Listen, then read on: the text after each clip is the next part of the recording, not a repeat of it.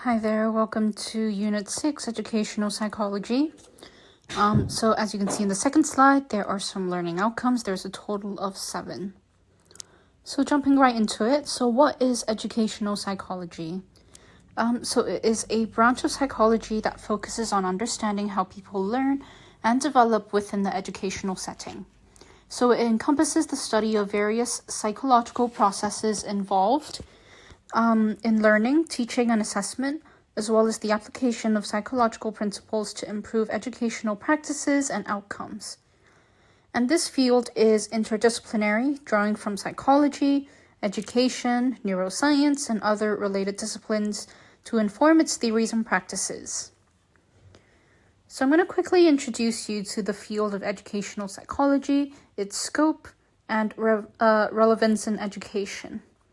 So in terms of its scope, we have understanding learning processes, examining teaching strategies, how effective they are, assessing learning outcomes, so whether this is actually, the learning outcomes are valid in kind of promoting the appropriate education for students. Then we have supporting student development as well as promoting inclusive education. And as for its relevance, of course, there is enhancing teaching effectiveness, improving learning outcomes, supporting teacher professional development, and also informing educational policy and practice. So I'm going to give a quick overview of the key concepts and principles based on empirical research within educational psychology. So first, there is cognitive processes. So this includes perception, memory, attention, and problem solving. Then we have some behavioral principles, such as reinforcement. Then we have the social learning theory, so observational learning. Then the constructionist theory, information processing theory, developmental psychology, which is another branch of psychology that studies the lifespan. Then we have motivation and self-regulation, assessment and evaluation, as well as social cultural factors and how this can impact education. And here is a historical overview of educational psychology. So to start off with early influences, it can be traced back to William James, Edward Thorndike, and John Dewey. And they did lay the groundwork for understanding learning, memory, and motivation within educational contexts. So William James, he explored the principles of habit formation, attention, and consciousness, which did have implications for this field of psychology. And Thorndike's work on the law of effect and behaviorism laid the foundation for the use of reinforcement and conditioning in education settings. Dewey's progressive educational philosophy emphasized experiential learning, hands-on activities, and the importance of children's interest and experiences in the learning process. Then moving on to behaviorism and the learning theory, and three of the main kind of figures during this time was Ivan Pavlov, B.F. Skinner, and Albert Bandura. So Pavlov's classical conditioning and Skinner's operant conditioning research have influenced educational practices, and this includes programmed instruction, behavior modification, and reinforced-based teaching methods. Then with Bandura's social learning theory, it expanded behaviorism by incorporating cognitive processes and social factors into the learning process, emphasizing the importance of observation, imitation, and self-regulation. Then we move on to kind of the cognitive revolution in the late 20th century. And this involved the work of psychologists such as Jean Piaget, Lev Vygotsky, and Jerome Bruner. So firstly, Piaget's theory of cognitive development, it highlighted the qualitative stages of intellectual growth in children and the importance of hands-on, discovery-based learning experiences. Then with Vygotsky's social cultural theory, it underscored the role of social interactions, language, and cultural tools in cognitive development, shaping collaborative learning approaches and scaffolding strategies in education. And as for the contemporary perspective, this area of psychology continues to advance, and research nowadays explores topics such as motivation, self-regulated learning, educational neuroscience, culturally responsive teaching, and of course, digital learning environments. And there's also an increasing emphasis on evidence-based practices, so evidence-based teaching, data-driven decision-making, and the application of psychological principles to address diverse learners' needs and promote equity and inclusivity in education. Now I'd like to look at the 5 elements of interaction between learning and teaching. So the first thing we have here is learners. So learners are able to bring their unique backgrounds, experiences, abilities, interests, and motivations to the educational setting, and this can influence how they engage with instructional materials and learning activities. Then teachers, they play a central role in facilitating learning by designing and delivering instruction, providing guidance and feedback, and fostering a supportive learning environment. So they select and adapt instructional materials, design learning activities, and implement teaching strategies that align with instructional goals and meet students' needs. As for instructional materials itself, it does encompass a wide range of resources, and these materials are carefully selected, designed, and organized to facilitate learning objectives and engage students in a meaningful learning experience. Then there's the learning environment itself, which encompasses physical, social, and cultural contexts which teaching and learning occur. So this could be the actual classroom itself, or it could be the school at large, where the school is, its community, the resources, and even virtual learning spaces. And this can have a very big impact on students' engagement, motivation, and as well as sense of belonging. Then we have assessment practices, which involves gathering information about students' knowledge, skills, and ability to monitor process. And this can inform instructional decisions and allow a teacher to evaluate learning outcomes. And some assessment methods include formative assessments, summative assessments, performance assessments, and also self-assessments. And moving on now to how each element influences the teaching learning process and student outcomes.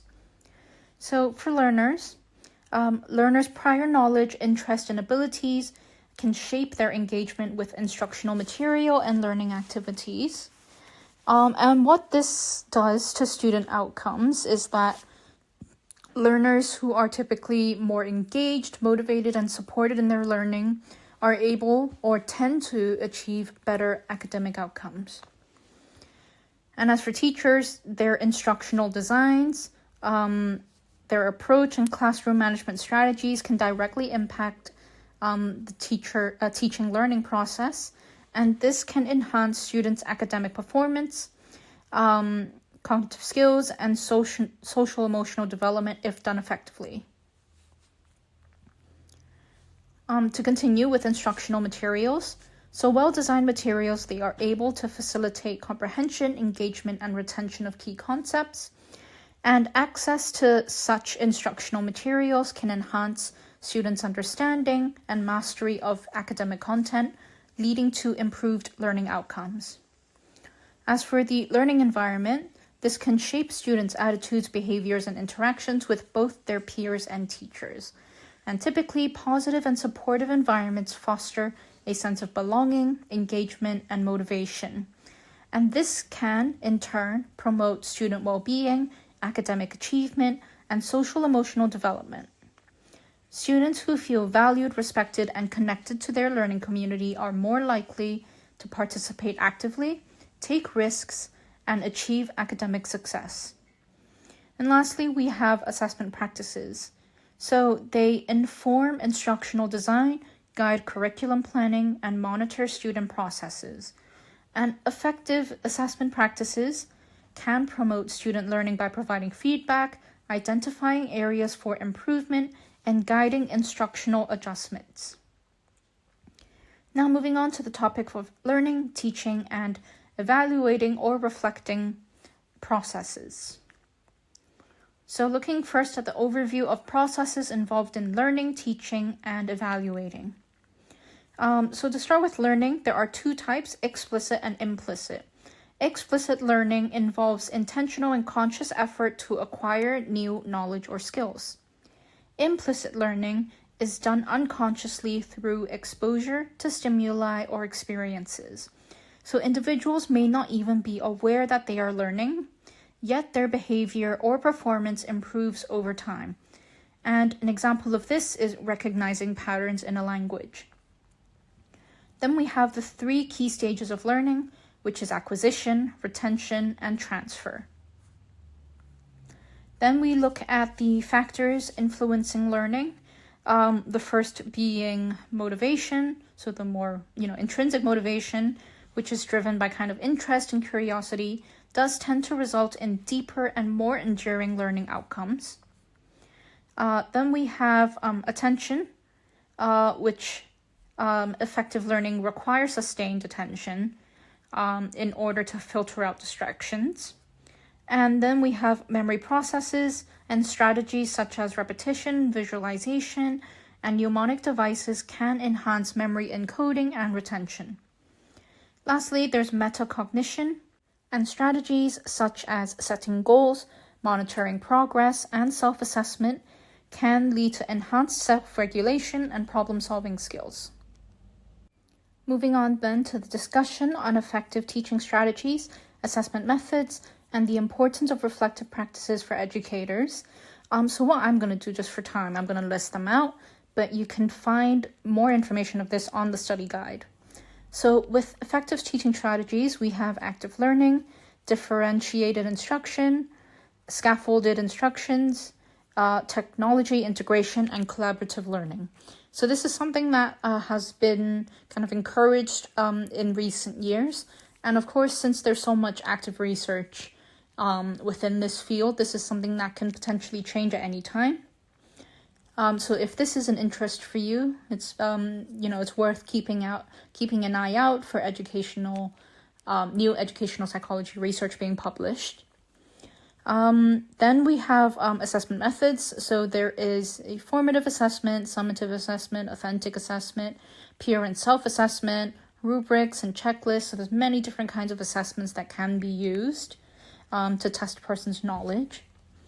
And as for reflective practices for educators, we have reflective teaching, action research, professional learning communities, as well as feedback and mentorship. So I'm going to move on now to the critique of effective teaching strategies. So with active learning, the implementation of active learning strategies, it often does require additional time and resources for lesson planning and preparation. And this is something that, teachers often might not have kind of the time to support, or some students may also struggle with self-directed learning or require additional support to participate fully in active learning activities. Then there's differentiated instructions. And this can be quite challenging due to limited resources, large class sizes, and time constraints. And teachers may also struggle to provide individualized support while maintaining instructional coherence and rigor. And there's scaffolded instructions.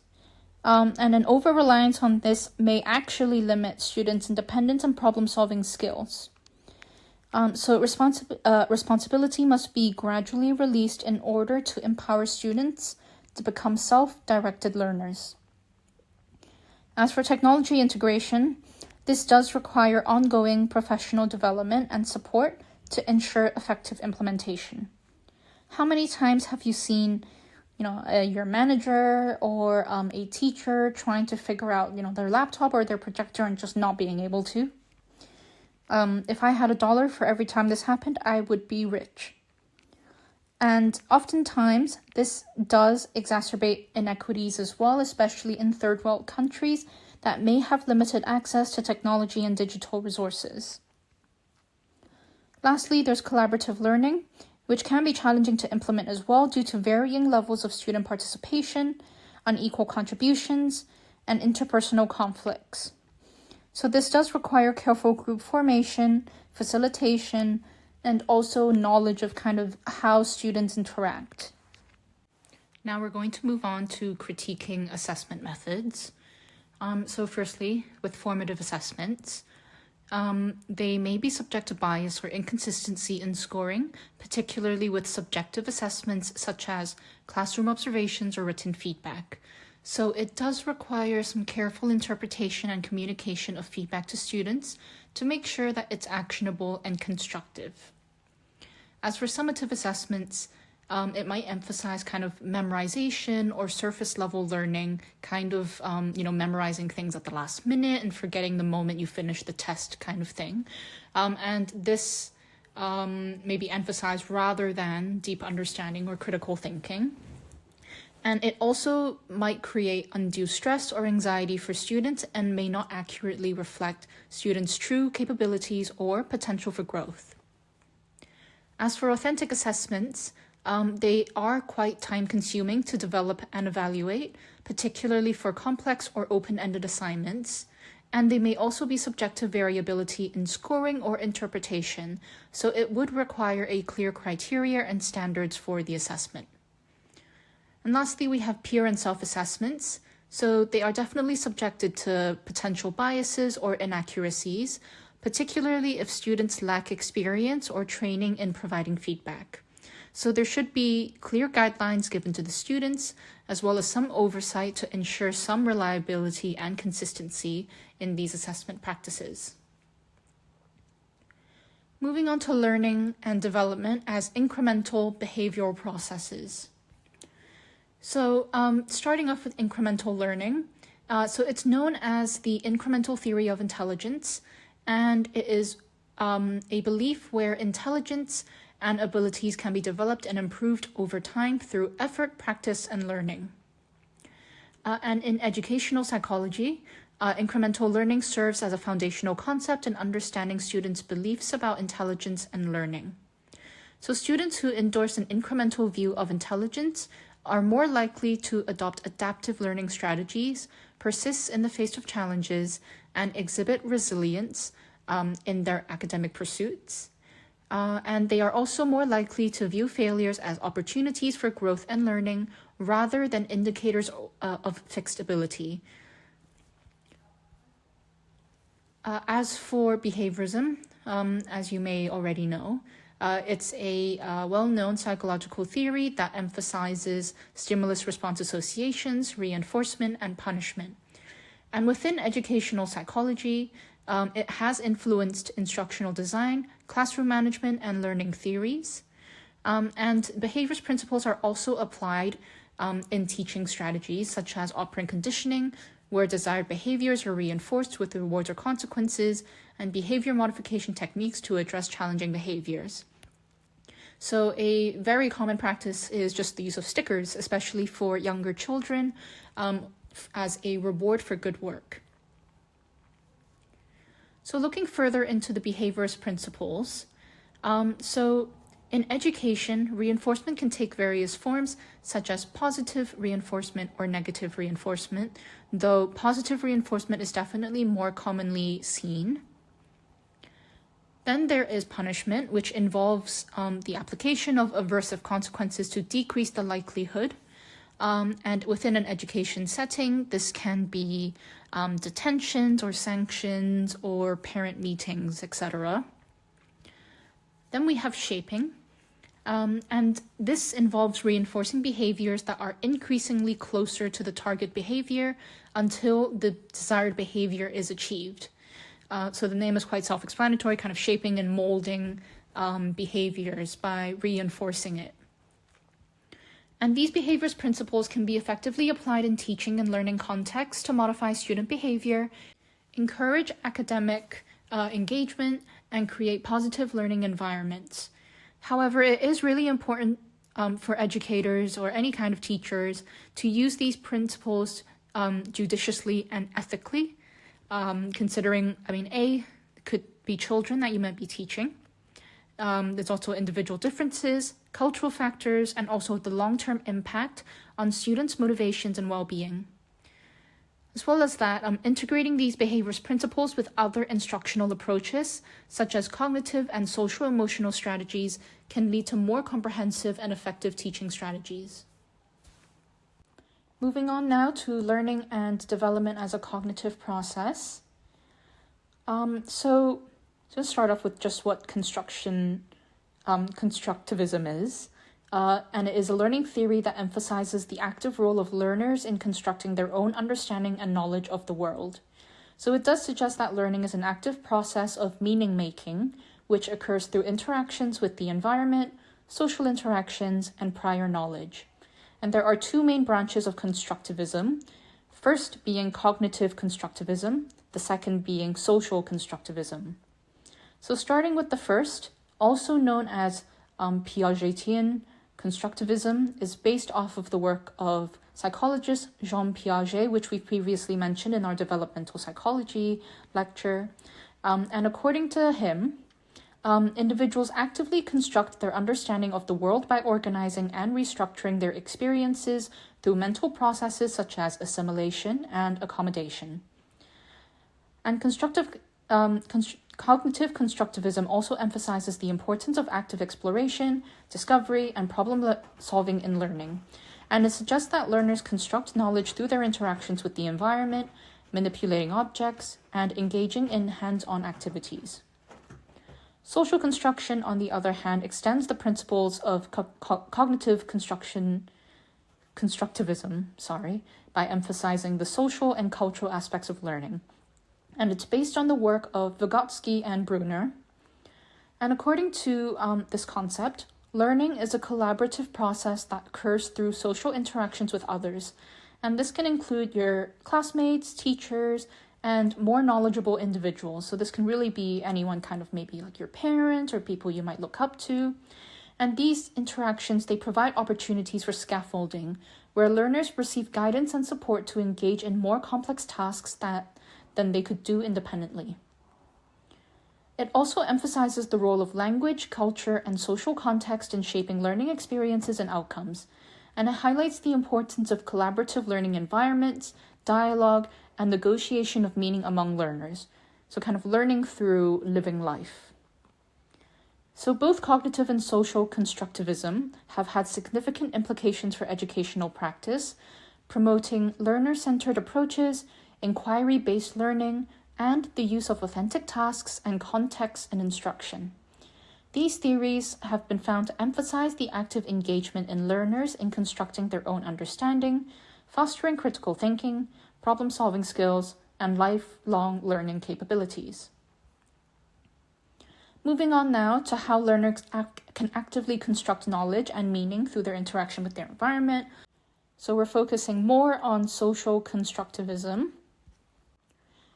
And the first is adaptation, which involves continuously adjusting and refining one's cognitive structures to better fit with the environment. So this is something that happens throughout one person's life, especially when they interact with their surroundings, assimilating new information and accommodating existing schemas, so ideas that you have about something, to better understand and navigate the world around you. And with assimilation, specifically, so it is where individuals incorporate new information or experiences into their existing cognitive structures. So when someone encounters something new, they'll try to make sense of it by relating it to what they already know. So this process involves drawing connections, identifying similarities, and interpreting the new information in terms of familiar concepts or categories. So an example might be, the child might know what a bunny looks like, but they see something that looks slightly different, but it's still white and fluffy. Maybe it's a dog, but they'll kind of put that in the same kind of category until they, develop further and a better understanding of what that actually is. And with assimilation, it allows individuals to develop a sense of the new information being given by fitting it into their existing mental frameworks. So while it can help organize knowledge and simplify complex information, it can be quite challenging if the information is too different or too complex. So in this case, individuals would have to engage in something called accommodation. And this is the second cognitive process I'd like to talk about. And this is when Individuals encounter new information or experiences that cannot be easily assimilated into their existing cognitive schemas. So they must modify their existing schemas or create new ones to accommodate the new knowledge.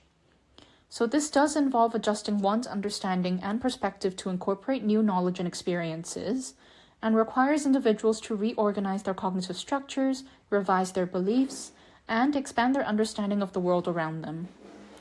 Through accommodation, individuals are able to develop more complex and nuanced mental frameworks that better reflect the diversity and complexity of their environment. And this is an essential aspect of cognitive development that allows individuals to adapt to new information and challenges as they navigate the world. Moving on to the next topic, learning and development as cultural processes. First, just want to have a quick discussion on kind of the cultural influences on learning and development, including cultural norms, values, and beliefs. So cultural norms within the context of learning and development refer to the shared rules, expectations, and standards of behavior that guide the educational practices, interactions, and experiences within a particular cultural group.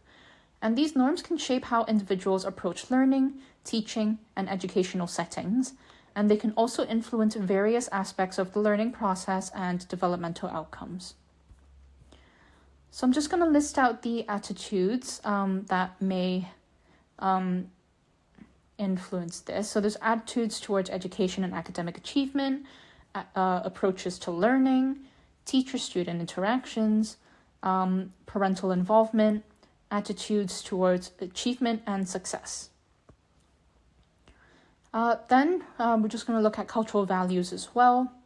And within the context of learning and development, it refers to the deeply held beliefs, principles, and priorities that guide the educational practices, experiences, and outcomes within a specific cultural group. These values influence how individuals perceive and approach education, as well as the goals, methods, and expectations associated with learning and development. And some key aspects of cultural values within this context include attitude towards education, goals of education, approaches to teaching and learning, parental involvement, attitudes towards achievement and success. And lastly, there's cultural beliefs within the context of learning and development, and this refers to the deeply held convictions, assumptions, and perspectives that influence how individuals perceive and approach education within a particular cultural group. And these beliefs are rooted in cultural values, traditions, and experiences of a culture, and their experiences shape the attitudes, behaviors, and expectations related to teaching, learning, and child development. So some key aspects include beliefs about the purpose of education, beliefs about learning and intelligence, beliefs about teaching and authority, beliefs about child development, and lastly, beliefs about gender and education. Moving on now to the examination of culturally responsive teaching practices and strategies for promoting cultural inclusivity in education. So culturally responsive teaching practices are now more important than ever, especially considering globalization, and it aims to create inclusive learning environments that honor and embrace the diverse cultural backgrounds, experiences, and perspectives of students. These practices recognize that students come from varied cultural contexts and seek to leverage this diversity as a valued asset in the teaching and learning process. So some examples include building cultural awareness, so understanding the diverse backgrounds and experiences of students, so it could be cultural norms, values, traditions, and maybe even communication styles. Then there's creating culturally relevant curriculum. So the curriculum should reflect the cultural diversity of students and include content that is relevant, relatable, and meaningful. Then there's promoting student voice and agency. And this can empower students to share their own perspectives, stories, and experiences in the classroom. And educators should create opportunities for students to be able to do so. Then there's using culturally relevant pedagogical approaches. So an educator can employ teaching strategies that align with students' cultural backgrounds and learning styles. So this may be anything from collaborative learning activities, project-based learning, storytelling, etc. Then there's fostering a culturally inclusive classroom climate. So just establishing norms of respect, empathy, and open-mindedness within the students as well. And of course, there's also engaging families and communities within the school. So educators should seek to establish partnerships with family and community members, recognizing them as valuable resources and collaborators in supporting students' learning and development. I also just wanted to quickly cover limitations and potential challenges to doing this as well. The first being surface level representation, then implicit bias and stereotyping, cultural competence of educators, so this is something that requires training. There's resistance to change, cultural relativism, as well as limited impact on structural inequities. Overall, while culturally responsive teaching practices do have the potential to promote inclusivity and equity in education, they are not without challenges and limitations. So addressing these critiques often require ongoing reflection, collaboration, and commitment to advancing cultural competence and social justice in education systems. Moving on now to cognitive development within educational psychology. So I'm going to give an overview of cognitive development theories, which you may already be familiar with. And the first is, who I've already mentioned, Jean Piaget's cognitive development theory. And it's organized into several stages, each characterized by distinctive cognitive processes and milestones. So first we have the sensory motor stage, which takes place from birth to 2 years. And key milestones include the development of object permanence, which is the understanding that objects continue to exist even when they are not visible. Then we have the pre-operational stage from the ages of 2 to 7. So children begin to use language to represent objects and ideas and engage in symbolic play, develop egocentric thinking. Then we have the concrete operational stage from the ages of 7 to 11. So children are become capable of logical reasoning and can understand conservation. And they can also develop the ability to engage in decentration, which involves considering multiple aspects of a problem simultaneously. Then we have the formal operational stage for 11 years and older. So people in this stage demonstrate abstract thinking and hypothetical reasoning.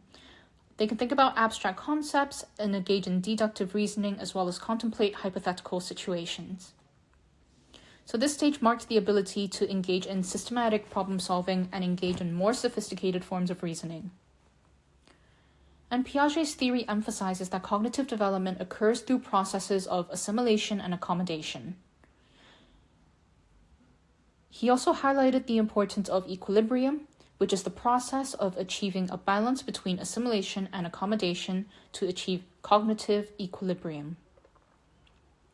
And while Piaget's theory provides a comprehensive framework for understanding how individuals progress through distinct stages of cognitive development, each characterized by qualitative shifts in thinking and understanding. And while his theory has received criticism and refinement over the years, it has still remained influential in the field of developmental psychology and education. Then we're going to move on to the next theory, which is Vygotsky's social cultural theory, which we have covered. So I'm going to give a brief outline. So first, there is something called the zone of proximal development, and this is the central concept in Vygotsky's theory, and it refers to the gap between what a learner can accomplish independently and what they can achieve with guidance or support from a more knowledgeable other. Then there's scaffolding, which involves providing temporary support or guidance to learners as they engage in tasks within their zone of proximal development. Then there's cultural tools and mediations, where Vygotsky emphasized the importance of cultural tools such as language, symbols, and artifacts in mediating cognitive development. Then there's private speech and self-regulation, where Vygotsky observed that young children often engage in private speech, talking to themselves while engaged in tasks.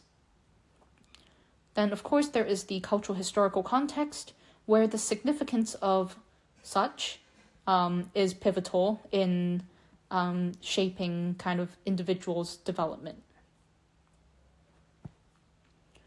And these theories have significant implications for teaching and learning practices. To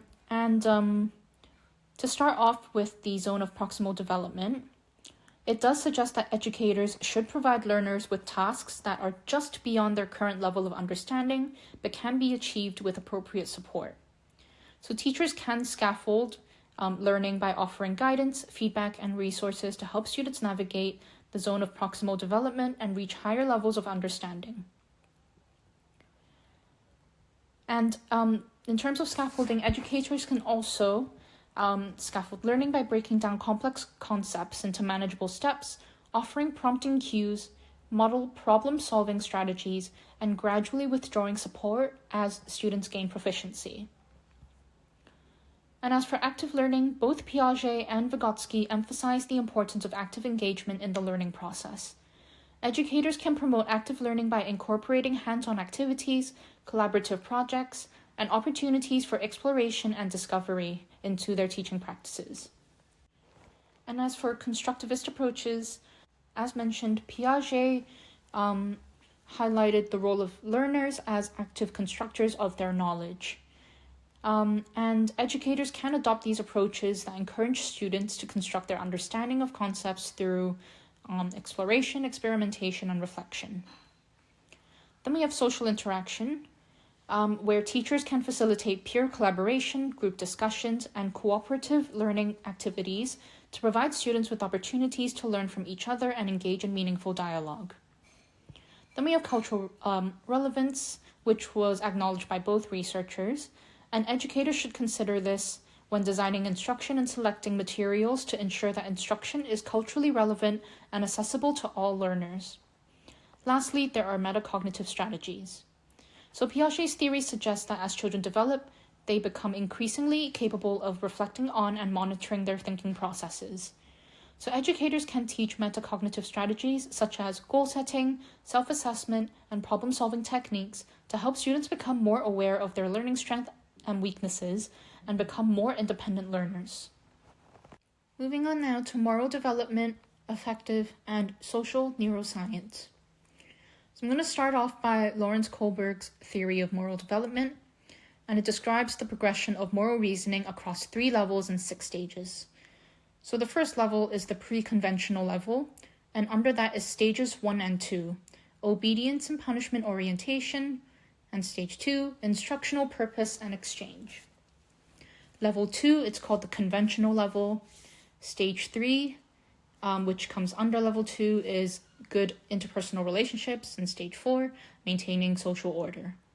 Then for the last level, we have the post-conventional level, and within that level there are stages 5 and 6, 5 being social contract and individual rights, and 6 being universal ethical principles. So Kohlberg's theory suggests that moral development progresses through these stages sequentially, with individuals moving from lower to higher levels of moral reasoning as they mature. However, not everyone reaches the highest stages of moral development, and progression through the stages may be influenced by factors such as cultural background, education, and life experiences. And if we flip to the next slide, we're also going to be looking at Gilligan's ethic of care. And it is another moral theory that challenges the traditional models of moral development, particularly Kohlberg's, which were criticized for being male-centric and not adequately accounting for the moral perspectives of women. So Gilligan's theory emerged from her research on moral development and her observations of differences in moral reasoning between men and women. The ethic of care model emphasizes relationships, empathy, and compassion as central to moral decision-making, particularly in contexts of caregiving and interpersonal relationships. Unlike Kohlberg's focus on abstract principles such as justice and rights, Gilligan argued that women tend to prioritize the well-being of others and consider the effects of their actions on relationships and interpersonal connections. So key aspects include interpersonal relationships, empathy and compassion, contextual understanding, as well as the critique of traditional models. So as a quick conclusion, Gilligan's ethic of care provides an alternative framework for understanding moral development that places greater emphasis on relationships, empathy, and compassion. It challenges traditional notions of morality and highlights the importance of caring and interpersonal connections in ethical decision-making.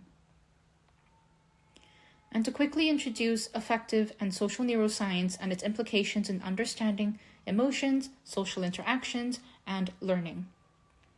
So affective and social neuroscience is a multidisciplinary field that examines the neural underpinnings of emotions, social behaviors, and interpersonal processes. It integrates concepts and methodologies from psychology, neuroscience, biology, and other disciplines to understand how the brain processes and regulates emotions, social interactions, and related cognitive processes. So to start with affective neuroscience, it focuses on the study of emotions and their neural mechanisms.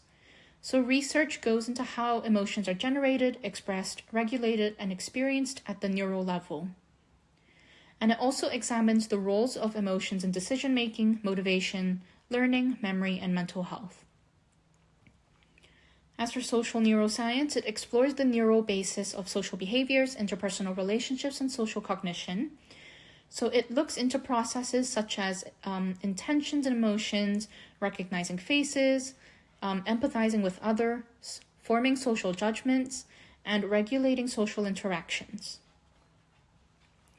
And with regards to its integration, so affective and social neuroscience aims to integrate knowledge from various levels of analysis, including molecular, cellular, systems, and behavioral levels, to provide a comprehensive understanding of emotions, social behaviors, and related phenomena.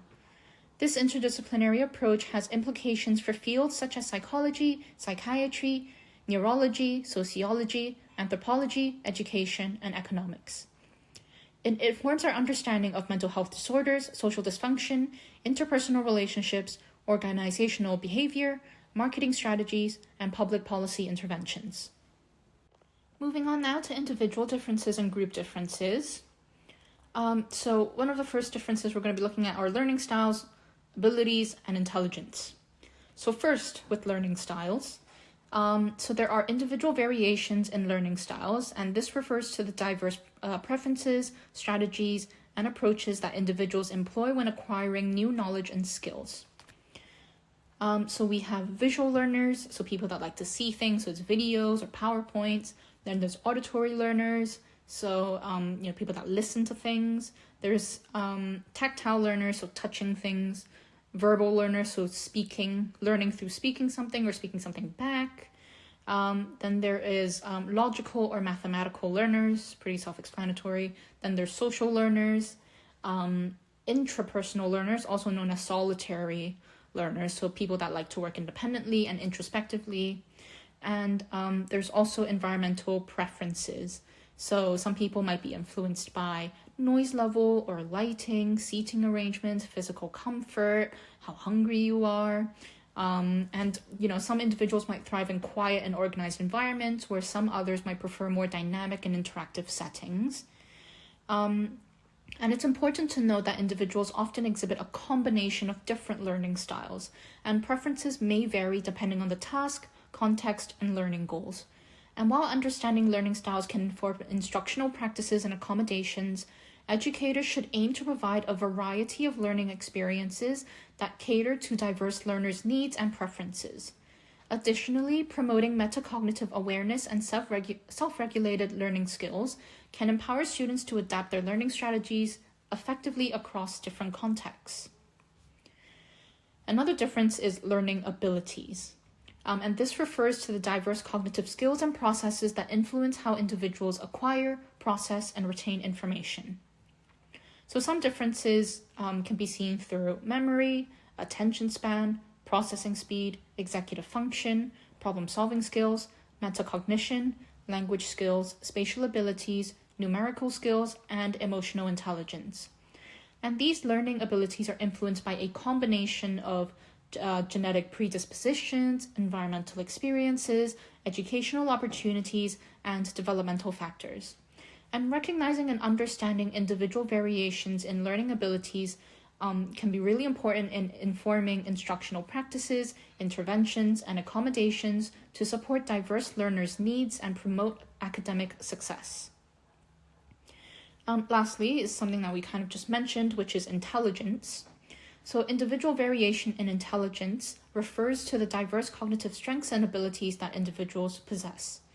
So this concept was popularized by Gardner's theory of multiple intelligences, which suggests that intelligence is not a singular, unitary trait, but rather a multifaceted construct comprising of several distinct types of intelligences.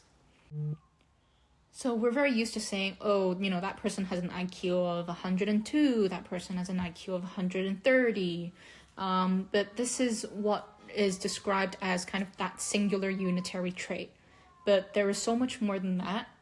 And again, that includes the following: verbal linguistic intelligence, logical mathematical intelligence, visual spatial intelligence, musical rhythmic intelligence, bodily kinesthetic intelligence, interpersonal intelligence, intrapersonal intelligence, and naturalistic intelligence.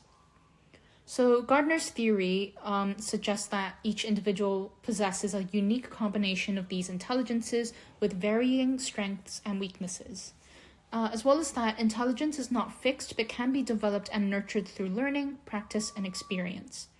Recognizing and valuing these diverse intelligences can inform, again, educational practices to cater to students' individual strengths and interests.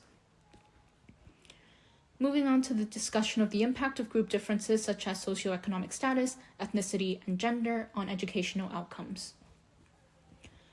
So, socioeconomic status refers to an individual's or family's social and economic position in society, and it's often measured by things such as income and occupational status. Students from higher socioeconomic status backgrounds tend to have more resources, including better quality schools, educational materials, extracurricular activities, and educational support at home.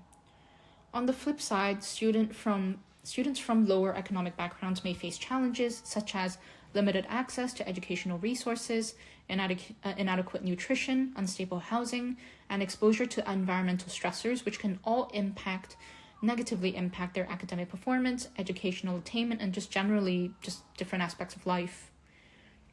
Then there's ethnicity. So students from ethnic minority groups may face systemic barriers such as discrimination, prejudice, and cultural biases within education systems. Cultural differences in parenting styles, language proficiency, and academic expectations can also affect a student's performance. Then lastly, there is gender. Historically, gender stereotypes and biases have perpetuated inequalities in educational attainment, with boys and girls steered towards different academic paths and career choices based on societal expectations. And while this is something that has been slowly improving over time, it is still something that can be witnessed within an educational context. And moving on to our last topic, which is learning theory and schooling. So first, looking at the application of learning theories into educational practice, including instructional design, curriculum development, and classroom management.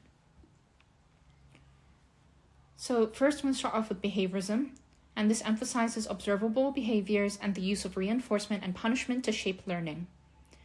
Then we have cognitivism, which focuses on internal mental processes such as attention, memory, and problem solving, and they provide methods or ways to better enhance this, especially in students that may have difficulties, and provides us an understanding of how we can better shape our teaching materials and strategies in order to better fit that.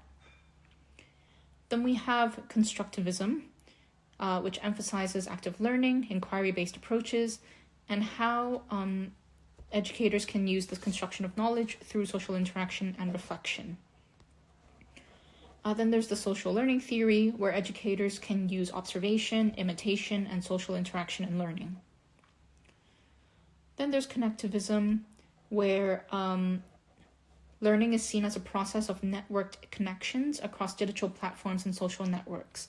So this is something that is more relevant to modern day, and especially through COVID times where school was done through Zoom or online, and there are its pros and cons, but this can also be an alternative that can be considered, especially to people who might actually be advantaged from having this kind of adaptation to their learning. And lastly, there's humanism, which emphasizes learner-centered approaches. So an educator could use self-directed learning or the holistic development of individuals to cultivate that. And looking at evidence-based teaching strategies and approaches informed by the learning theory. So the first is direct instruction. So this involves explicit teaching of concepts and skills through structured lessons with clear learning objectives, and aligns with behaviorist principles by providing clear instructions, modeling, and immediate feedback. Research has shown that direct instruction can be effective in promoting student learning, particularly for foundational skills in subjects such as reading and mathematics. Then there's cooperative learning, which encourages students to work together to achieve a common goal, and this is rooted in the social learning theory, which emphasizes peer interaction, collaboration, and shared responsibility. Studies have found that cooperative learning promotes positive interdependence among students, enhances social skills, and improves academic achievement across various subjects.